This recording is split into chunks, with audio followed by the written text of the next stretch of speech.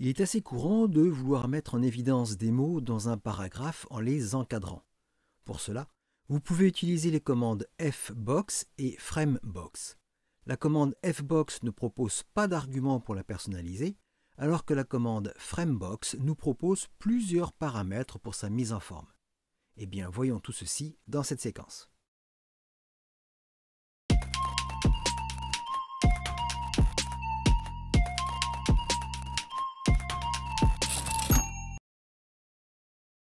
Commençons par la boîte fbox. La boîte encadrée créée avec la commande fbox est très simple et ne propose pas de paramètres de personnalisation. Voyons sa syntaxe.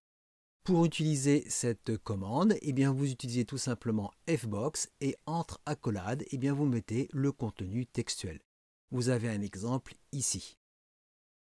Au niveau du code, le voici. Nous avons bien la commande fbox et entre les deux accolades, nous avons bien le contenu textuel. Et donc voici le rendu. La boîte encadrée créée avec la commande framebox est, elle, paramétrable. Elle utilise 3 arguments, 2 facultatifs et 1 obligatoire. Voici sa syntaxe. Le premier paramètre, largeur, est facultatif et il indique la largeur de la boîte. Vous pouvez indiquer plusieurs unités, mais si vous omettez cet argument, la largeur sera déterminée automatiquement par le contenu textuel de la commande. Le deuxième paramètre est aussi facultatif, c'est la position. Ce deuxième paramètre indique l'alignement horizontal du texte dans la boîte. Si celle-ci a une largeur fixée plus grande que son contenu textuel, nous pouvons modifier l'alignement horizontal du texte. Cet argument peut avoir 4 valeurs. La première valeur, c'est le texte centré avec la lettre C. Ça revient à omettre cet argument. Ensuite, l'argument L permet d'avoir un alignement à gauche, L pour left bien sûr, R pour right permet d'avoir un alignement à droite, et S permet d'avoir un texte étiré dans la largeur de la boîte.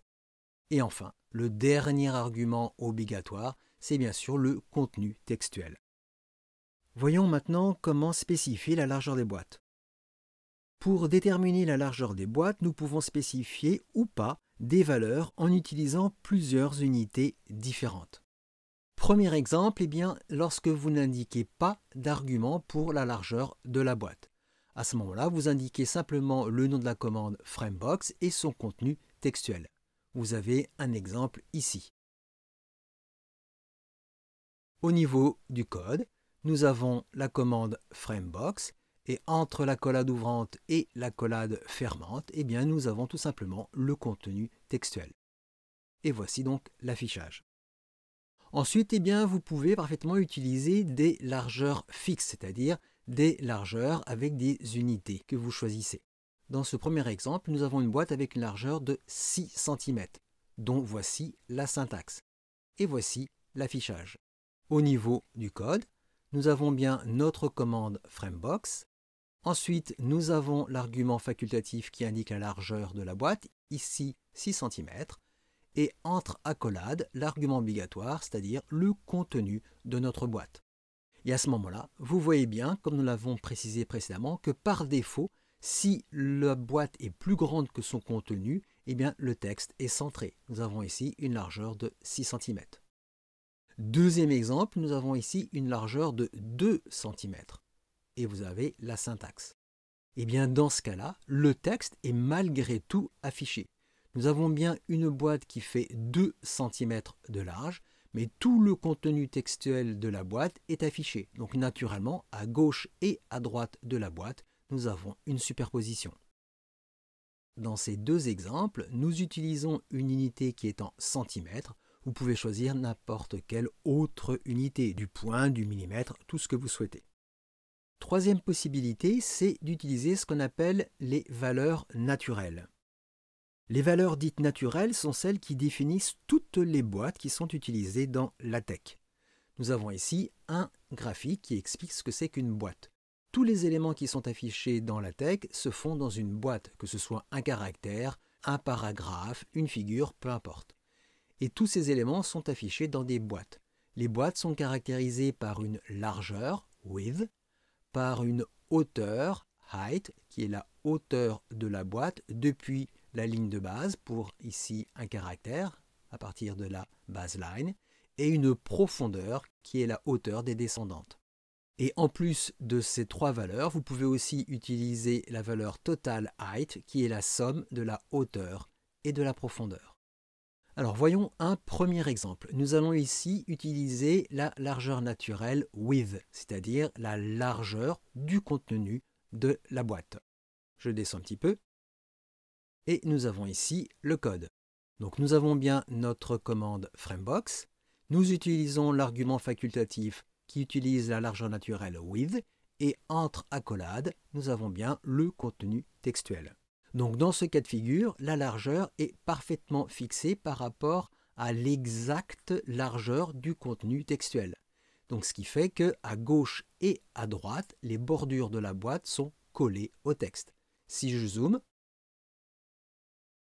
vous voyez que le C est parfaitement collé à la bordure de gauche et le T est aussi collé à la bordure de droite. Ce qui est différent par rapport au fait de ne pas utiliser de largeur. Dans ce cas de figure, comme on l'a vu précédemment, eh bien vous avez malgré tout un espace par défaut à gauche et à droite. Maintenant, eh bien, nous pouvons effectuer des calculs.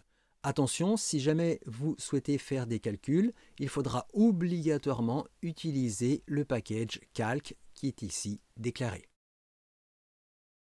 Donc, premier exemple, eh bien, nous allons utiliser la largeur naturelle avec width plus 2 cm. Donc, voici la syntaxe qu'il faut utiliser. Donc, nous avons bien notre commande Framebox et entre crochets, nous avons 2 cm plus la largeur naturelle. Et ensuite, nous avons le contenu textuel. Nous retrouvons ici cette syntaxe complète. Et voici l'affichage.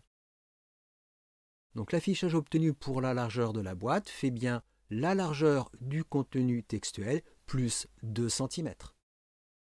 Nous pouvons aussi choisir d'effectuer un rapport. Dans cet exemple, eh bien, nous utilisons 1,5 fois la largeur naturelle width. Nous avons la syntaxe ici. Et donc voici l'affichage obtenu. Autre argument que nous pouvons utiliser pour personnaliser nos boîtes, ce sont les alignements. Donc dans ces 4 exemples, nous avons une largeur imposée de 6 cm, de sorte à avoir une largeur qui soit plus grande que le contenu à l'intérieur de cette boîte. Ici, nous avons l'argument facultatif C qui permet de centrer le contenu du texte dans la boîte. Vous pouvez mettre cet argument facultatif ou ne pas le mettre, car par défaut, le texte sera centré. Ensuite, nous utilisons l'argument L pour avoir un alignement à gauche, left. Ici, un argument R pour right, donc le texte est bien aligné à droite. Et enfin ici, S, nous avons un texte qui est étiré sur toute la largeur de notre texte. Et bien maintenant, vous connaissez l'utilisation des commandes fbox et framebox qui vous permettent d'encadrer du texte, des mots, dans des paragraphes. Vous maîtrisez dorénavant les différents paramètres de personnalisation, de la mise en forme, de la commande framebox afin de l'adapter à vos besoins. Dans une prochaine séquence, nous allons apprendre à personnaliser le cadre affiché avec ces 2 commandes.